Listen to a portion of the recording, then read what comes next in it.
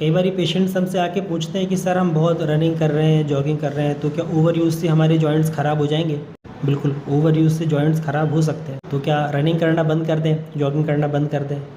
अगर ऐसा करोगे तो और जल्दी ख़राब हो जाएंगे, क्योंकि घुटने की मसल्स की सपोर्टिंग स्ट्रक्चर्स की वीकनेस हो जाएगी, और सपोर्टिंग स्ट्रक्चर जब लॉस हो जाएंगे तो घुटने की हड्डियाँ रगड़ खा के चलेंगी और बहुत जल्दी से अर्ली अर्थराइटिस सेट हो जाएगा। तो फिर लोग पूछते हैं कि सर ये प्रोफेशनल एथलीट्स तो इतना रन करते हैं और उसके बाद भी घुटने ख़राब नहीं होते, तो क्या इसके पीछे क्या बायोमैकेनिक्स है, क्या फिज़िक्स है इसकी कि घुटने का जोड़ उनका ठीक रहता है? तो हम समझते हैं कि घुटने का जो हमारा नी का जो जॉइंट है ये कॉम्प्लेक्स जॉइंट है। अब इसको स्टेबल करने के लिए ना सिर्फ नी के सपोर्टिंग स्ट्रक्चर्स बल्कि हिप की मसल्स का भी हेल्दी होना ज़रूरी है। जब हम इसको यूज़ करते हैं तो हमारे गेट के नॉर्मल होने के लिए हमारे हिप और हमारी नी की मसल्स का स्ट्रेंथेंड और स्ट्रॉन्ग होना ज़रूरी है। जब ये होता है हमारा जो नी कैप है ये उठ के चलता है, ऊपर उठ के चलता है, ग्लाइड करता है, रगड़ खा के नहीं चलता। इवन लोड डिस्ट्रीब्यूशन होता है, जो घुटने की जो फीमर टिबिया के कॉन्डाइल्स है उनके ऊपर आपका जो लोड है बॉडी का वो बराबर डिस्ट्रीब्यूट रहेगा और अनइवन लोडिंग नहीं होएगी। आप हेल्दी करेंगे, आप वर्कआउट करेंगे, आप चलेंगे।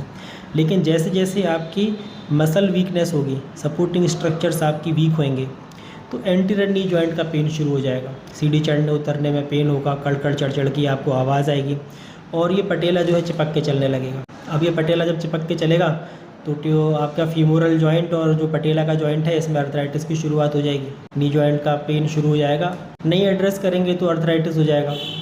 अब उसके बाद में धीरे धीरे आपके घुटने की अनइवन लोडिंग शुरू हो जाएगी। अनइवन लोडिंग मतलब घुटने के एक भाग में ज़्यादा वजन आएगा, एक में कम आएगा, और वहाँ पे आपके मेनिस्कस और आपकी जो नी जॉइंट है उसका मेनिस्कस ख़राब हो जाएगा और नी जॉइंट की अर्थराइटिस शुरू हो जाएगी। धीरे धीरे पेन बढ़ेगा और अगर फिर भी एड्रेस नहीं किया तो ये यूनी कंपार्टमेंटल से बाई कंपार्टमेंटल और ट्राई कंपार्टमेंटल अर्थराइटिस में जाएगा और ultimately patient lands up for total knee replacement. तो अब क्या करना है इसके लिए, इससे बचने के लिए क्या करना है? तो simple gym based workout is not sufficient for this. आपको फिजियोथेरेपिस्ट से एडवाइस लेना है और जो फिजियोथेरेपिस्ट आपकी नी की और हिप की मसल्स की वेलबींग के लिए जो एक्सरसाइज बताएं उनको शुरू करिए। दर्द ख़त्म हो जाए उसके बाद आप चाहें तो इसे लाइफ लॉन्ग तक कंटिन्यू करिए।